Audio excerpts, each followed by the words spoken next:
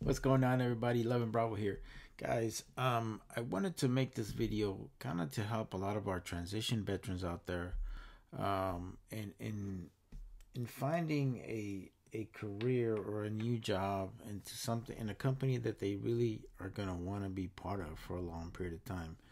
As you guys know, we're not really big when it comes to change. I mean, I was in the United States Army for 22 years, so obviously it's not something that we like to change. We always like to stay within a uh, certain criteria of where we want to be at. Most veterans can tell you that they actually want to make a difference in an organization. They want to be able to help in any kind of way, and of course, they want to grow with the company. So I'm going to tell you three things that I really look that to me are really beneficial when I started doing my job search. And maybe these things are or something that can help you, and you can definitely understand where I'm coming from with this. I think these are three that I consider that are very beneficial towards the transition veteran out there, and hopefully you'll feel the same way about them as I do. So the first one to me would be the size of the company. Now, it doesn't necessarily have to be a huge company in order for me to consider working there, but to me,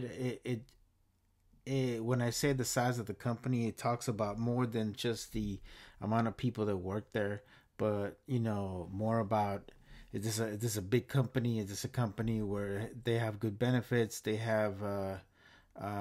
take care of their people. Are they a company that's really financially stable? Um, so that's what I mean when it comes to the size of the company. I know that there's also, you know, a possibility that some of you guys may be, thinking about working for a maybe a family business, a very small entrepreneur type of business, and you think you can make a difference in those kind of situations. I can tell you guys that to me, and when I started looking into companies, I prefer something that's a little bit more established than going into a mom and pop type of business, because in reality, you're going to be asked to do more, and in some cases, you're going to get paid less. So it doesn't really benefit you to go into a mom and pop store and, let's say, be the manager of a store or whatever, where you're doing more than just one thing as a manager. There's times where you're going to be doing, several other tasks that are below your level, and that's just because they don't have the manpower, to do all the other stuff. So you're stuck doing it.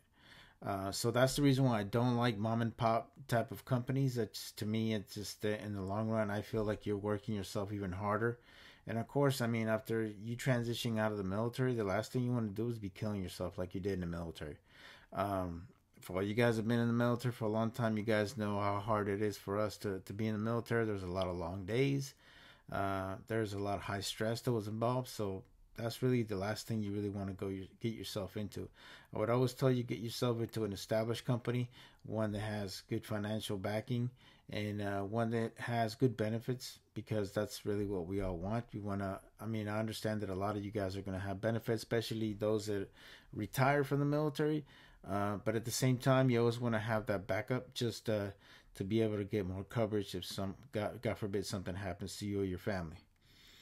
All right, guys. So to me, the number two aspect when I'm looking at a company, to me, is culture.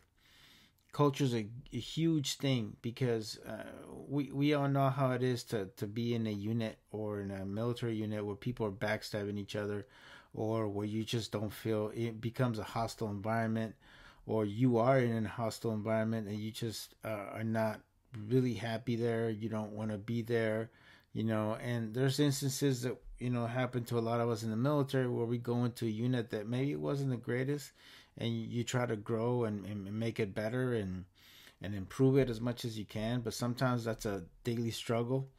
So obviously, that's the last thing you want to do once you transition out of the military. You want to go into a company that, one, is going to value you as a person and what you can bring to the table, and two, you could just tell a lot about a company. I would always tell you, if possible, try to do a site visit in companies that you're really interested in doing, because you would be surprised as to how much you actually get out of just going to a site visit.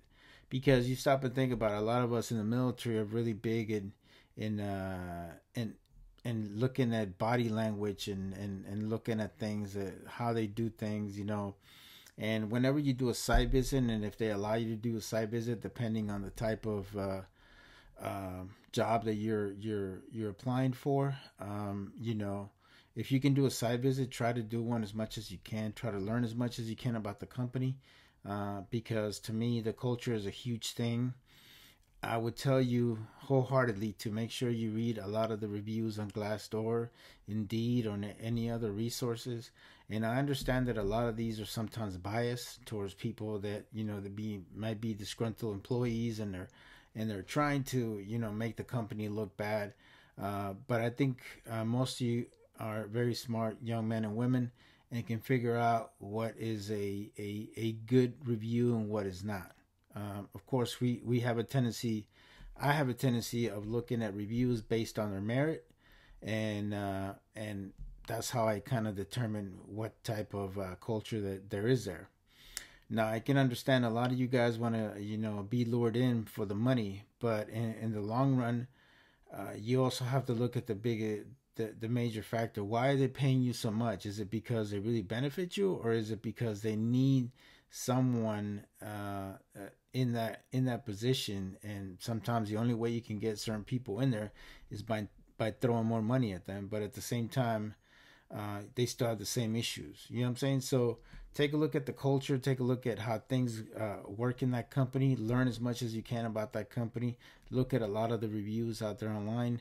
There's a lot of good ones and there's a lot of bad ones. So just kind of weed out the ones that are more biased towards negative thoughts and just focus on the ones that really make sense to you. And lastly, one aspect that I think a lot of us would always want is a company that there is an opportunity for growth.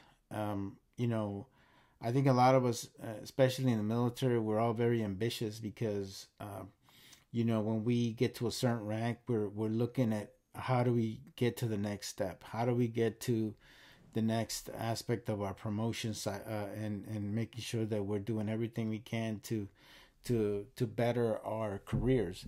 And you know, if you're in a company where there's no opportunity for growth and you're pretty much stuck in the same position for a long period of time, you're going to become very bored, and you're not going to take the company as serious as you would.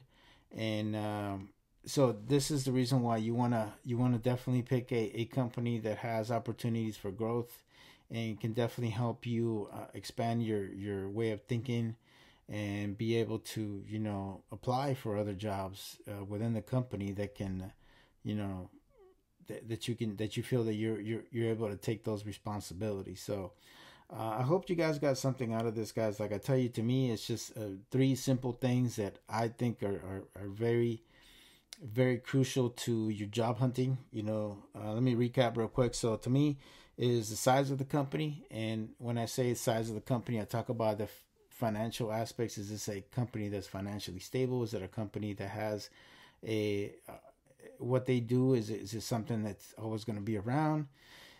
You know, benefits, all that good stuff, right? So that's what I mean by size of the company. Culture is a huge thing for a lot of us in the military. I really don't think I have to go more into detail on that. I think all of you guys know what I'm talking about. And of course, lastly, to me, is the opportunities for growth. Those are all aspects that I feel that are very beneficial if you are trying to get ahead of the game and continue furthering your skills, and obviously either be an asset to that company or take your talents to another company that can better give you an opportunity for growth. So all right, guys. If you guys have any questions, more than happy to answer. Just leave me a comment, and I hope this helps anybody out there who's a transition veteran. And I want to say thank you for your service. That's all I got. Like always, God bless you. God bless the United States of America, and I'm out.